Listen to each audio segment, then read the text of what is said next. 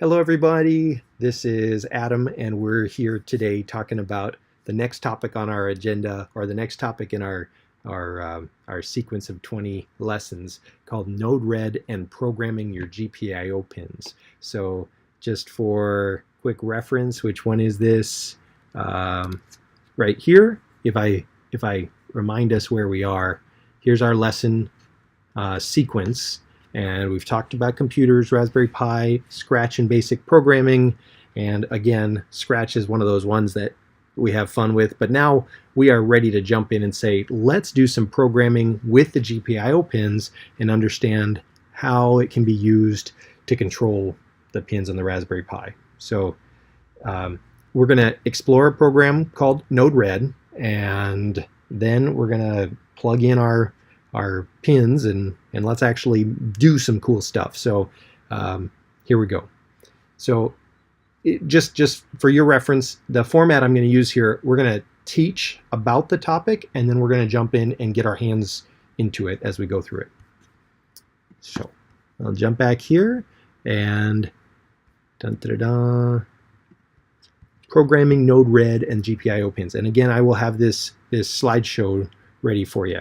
Here's the same thing, review, inputs, outputs. That's always part of the Pi. We know that there's text-based programming languages, visual-based programming languages, that's all there. But what is this thing called Node-RED? It's another programming language it's a visual programming language which takes some underlying text-based programming language and makes it easy to move it around. So this is one way in which you can see, here's the sensors in my house, that the temperature's saying it's this high, the humidity says it's this high. It can make me a gauge as an output very easily. But on the input, what it means is that if I have some device that's sending information, then just like Scratch was before, I can have that send to one place, send to another place, send to another place, and it can appear in whatever form I want it to appear in. So it can make me a gauge for humidity and temperature, or it can make me a chart for something else when it comes out.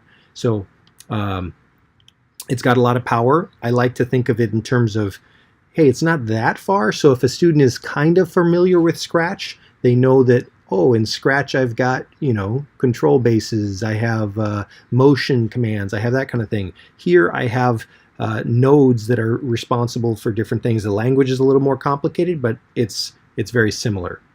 In order to start Node-RED, you're going to do something a little different. You're going to go into the programming tab on your Pi, and you'll push the Node-RED button. And once you push that, you'll get a little box that'll open up, and basically it will start the underlying programming that happens behind the graphical user interface, and it'll say run Node-RED. You don't access it that way. You don't do much in Node-RED over here. Now what you do is you open up a browser, and if you open up a browser, we've made it so that Node-RED is a browser that is just saved in each one of your hot buttons, or whatever we call it. But if we open up the browser by clicking on this little thing and click on that, it should open right up into a browser, and you'll notice that there's an address on there that's 127.0.0.1:1880. And that 1880 is the name of looking on the server for this actual computer. So it's looking within itself and saying, where can I find it? Once you're there, now it's time to get like a little aware of what are the different areas of this thing. So there's the input nodes. These are what they're called, the nodes. They're the things you drag over. So just like Scratch, you click an inject node, you click a catch node, a MQTT, and we'll describe what that means later, and you put it into this little area. In Scratch it was the stage, but for us it's called a flow. And then there's info about the node, so if you click it, then you'll get some info. And there's what's called a debug node, and the debug is where if some information is spit out as part of the flow, then it comes out there. Or if something error is not working, then it comes out in that spot. So we'll practice this in a little bit, but still, that's where it goes. The deploy is the button kind of like the green flag on the Scratch thing. It's the, hey, let's make this thing actually work, or save your changes. And what I love about Node-RED is, in the event that you built this amazing flow and oh no, somebody tripped over the computer cord next to your desk, it got unplugged, it saves everything all the time. So as long as you've hit deploy pretty recently, it will save whatever you've got and you don't have to worry about it. You will have some other features in order to turn it off. Here's some examples of what flows might look like in Node-RED. So the first one is a Twitter input. So there's a little tweet and it says, hey, if you see something that says #LED come in my way, then trigger something that turns on a pin, and that pin number 12, and have it go to an output. And if everything works, we get on our phone and send a tweet, go to trigger node, and it comes to here, then our Pi should turn on a light bulb. And that's pretty cool. I just turned on the light bulb with Twitter. Over here's a situation where it says, hey, if the weather now, and that's getting the weather from somewhere out on the internet, from somebody who has shared the weather data packets, the weather now, if the temperature is below or above 15 degrees Celsius or Fahrenheit, whatever it is, then turn on my Fitbit activities and tell me, oh, my summary steps are less than 1,000. Send me an email that says, you lazy guy, or you should really get out and do some exercise because the weather's nice today. Can you imagine? Do you see what that just gave you the ability to do? You could send yourself an email when the weather's nice outside to say, you're not exercising, go do it. This is powerful. And hopefully kids will see how powerful this is in a little bit. There's three main types of nodes. The first is the inject node. Then there's a debug node. And then there's what's called a function node. And I like to think of the inject as like your input. It's like, all of these over here are ones where data comes in. It's just like my keyboard is a physical input. The inject node is a digital input. The debug node is an output node. It is an example of tell me what came out here. So if that was, like a feature, then it would tell us something happened. The function node is let's take some information and let's do something with it and spit it back out. So, a function might be I get a signal and now I'm going to delay it for a little bit and then I'll send it out.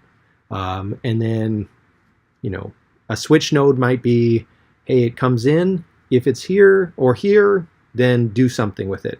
If I remind us, we did just a little bit ago a switch node when we said, if the temperature is greater than 15 degrees, then do something. If it's lower than something else, then it'll do something different, obviously. But that's kind of how a function node works. A function is, I'm going to make a change to it. And then I love just pointing out that and kids will see this right away, that email and Twitter are both a part of this. So that those are absolutely inputs and they're absolutely outputs. So notice that if something is on this side, it's definitely an input. If something is on this side, it's definitely an output. So if you drug over this little node, this would mean receive that email and then do something. This one would mean you received some information like, the weather's nice outside, and now do something. And the same thing goes with Twitter. So pretty cool.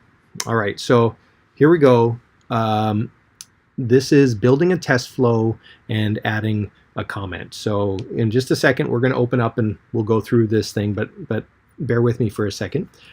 So a comment is something that we often do for any sort of a program that we're writing, just to kind of give some information about the program that we're doing. So you could open up a comment and call it, this is my first Node-RED flow.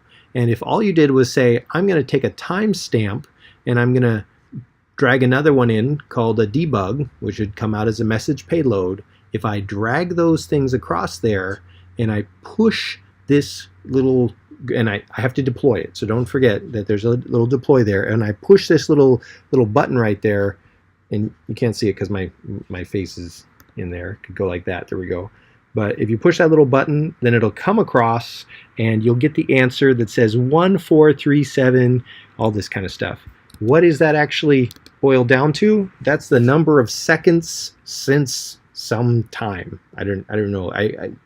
Somebody would remember what that number of seconds is, but I don't remember what it is. You can adjust what your payload is, so you can adjust it to a timestamp or a string, and you can change it to, if this timestamp comes through, then the message payload could be, hey, here's my message that we want to come across with. So again, we'll try this out in just a second. We'll play with it so that you guys understand what it is. And then the next thing I want to point out is that there is a really cool feature of, how do I save my work, or can I share it with somebody?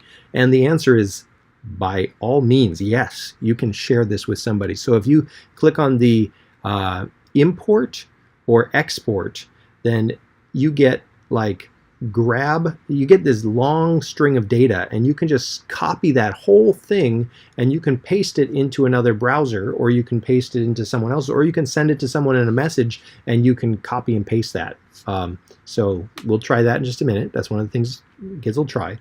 And then here's what we really are excited to get to. This is the thing that makes a Raspberry Pi so incredibly powerful. It's awesome that it's a computer and it's only $35 and it's got a, an Ethernet port, 4 USB ports, all this kind of stuff.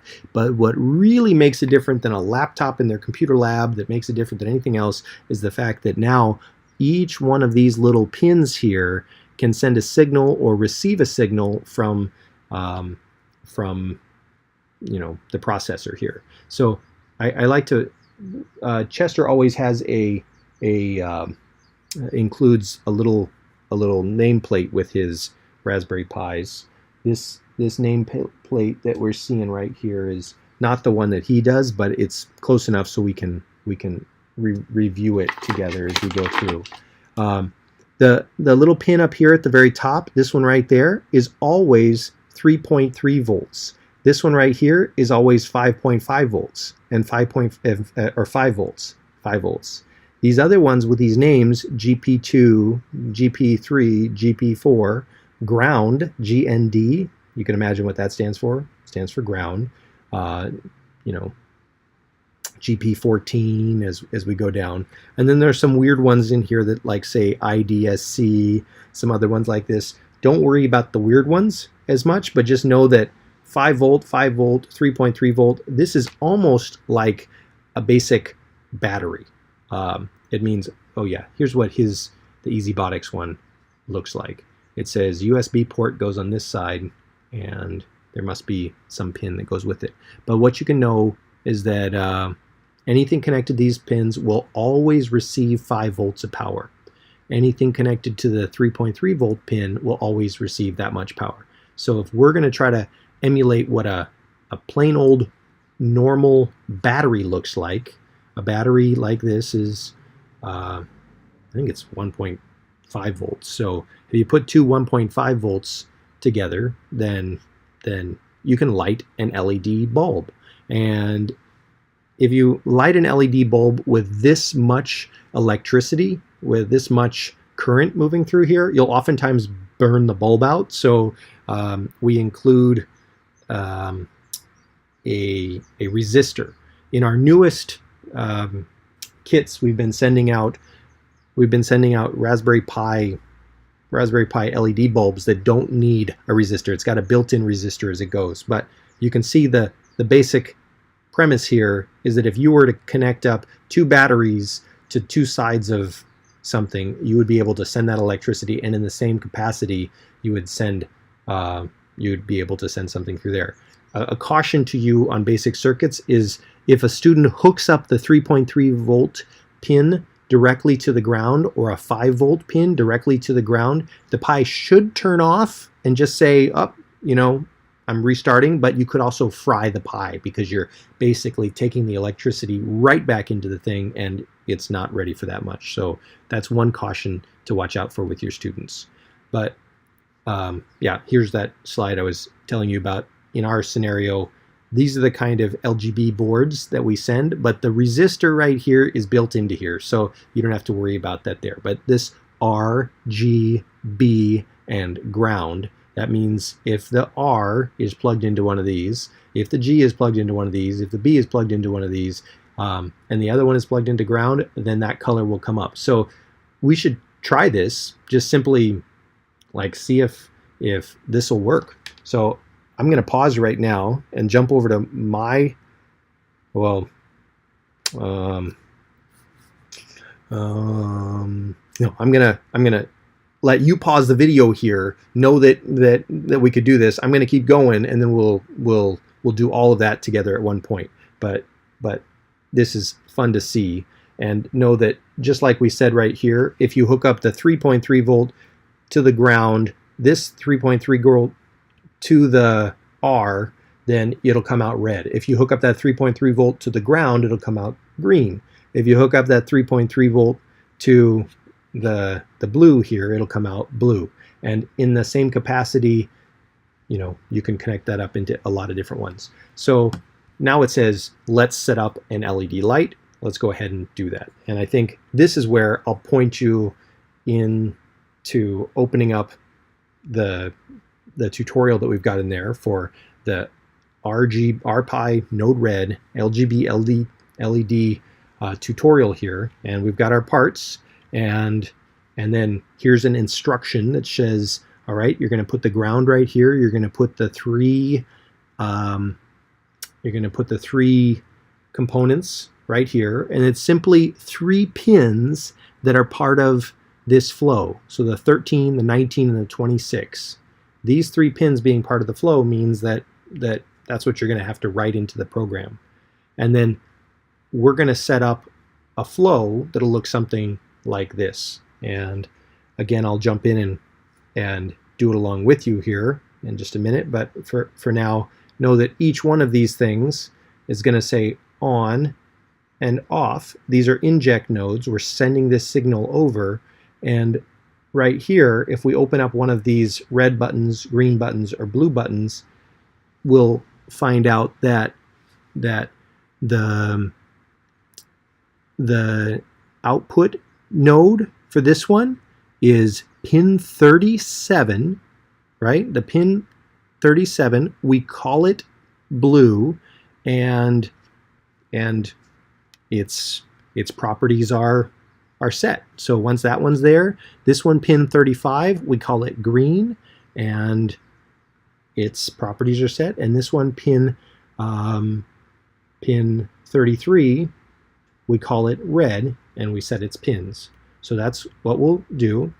As long as we click on the inject nodes and we say that, okay, if your payload is between 0 and 9, and we know that when we think of a computer, we think of 1 is on and 0 is off. So we'll make the on one have a 1 on it and the off one have a 0. So remember, we're going back these 2 steps. If we double click on any one of these things, the off and on, then we can change it so that the on button is a 1 and the off button is a 0. Okay, and then we hit deploy, and then boom, we should be ready to make it go. Okay, so if we wanted to add a button into there, we would do something else to it. But first, I'm going to go ahead and add and do this along with you guys right here, and then we'll switch out and add some buzzers in here, and you can start playing around with some of these other fun things of Node Red, receive a thing, and that kind of thing. So let me jump over to my big screen, and there it is. All right, and I look right here and I see, oh my gosh, I've got Node Red running. I'm about to show you one of the coolest things that I like about Node Red. If I click on this guy on web browser, First, let me make sure I'm on Wi-Fi here. Ethernet link is down. Am I connected to Wi-Fi? Yep, I think I am. I'll click on Node Red.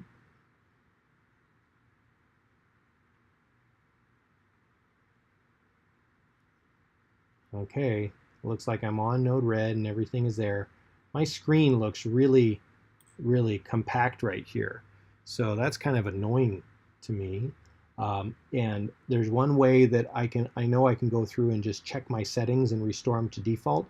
But what I'm also going to show you here is another fun way that I can identify what is my IP address that's associated with this thing. It says WLAN 0 is not, Ethernet is down. Huh. Okay. If I knew my IP address, then I could pull this up and we could copy it off of here, and then I could drive this on my computer. But my IP address isn't up right now, so I'll tell you what we're gonna do. We're going to